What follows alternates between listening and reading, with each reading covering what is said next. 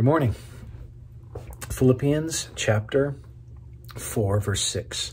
Do not be anxious about anything. And we looked at that on Saturday, and now here we are, Monday. But in everything, by prayer and supplication with thanksgiving, let your requests be made known to God. Let your requests be made known to God. Our job is to take our anxieties and to give them to the Lord and let our requests be made known to Him. As Peter says, we cast our cares upon Him because He cares for us, right? Because He cares for us. Let me give you 5 reasons why you should pray, why you should take your anxieties to the Lord. Here's the first one: because you know that He is mighty. You are not. So whatever this thing that is worrying you, if you keep turning it over, you're just going to be turning it over tomorrow. And you're going to turn it over the next day, and the next day, and the next day.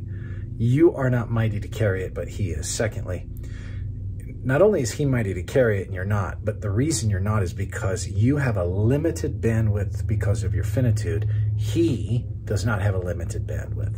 There is no limit on the bandwidth of God. There is an inordinately small limit on your bandwidth. Third, you need to pray so that someone can care for this in your place. It's not that this thing is like whatever burden you have. It's not some pie in the sky idea like it doesn't really matter.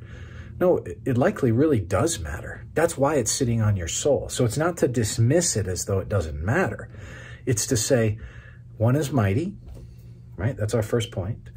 You don't have the bandwidth, and He wants to care. This is the third part. He wants to care in your place. So let Him. Let Him care for it. Let Him steward it in your place. He has a master plan for it, with it, and through it, and He can care for it well. Fourth, pray because there's a third entity involved, and that is the devil, and he is active.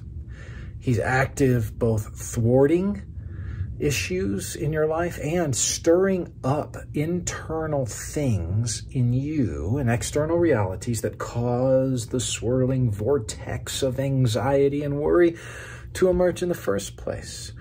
So you've got to pray because there's only one person, right?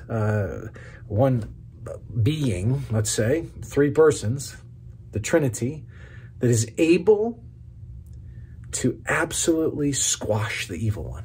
So appeal to God, appeal to your Father.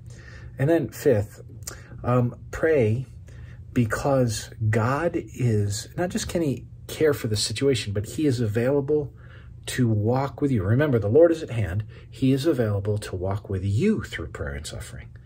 And through what you're going through. And as you pray in the midst of that suffering, He walks with you and he comes alongside you. There's this, like the old hymn in the garden, he walks with me and talks with me, tells me I am His own.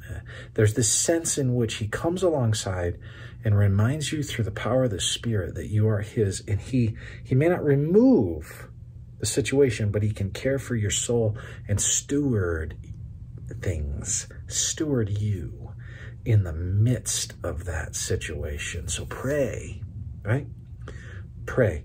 One of the great, not sort of a little band-aid for anxiety. Oh, don't reduce prayer to a band-aid for anxiety. Prayer is a balm. Prayer is a healing ointment.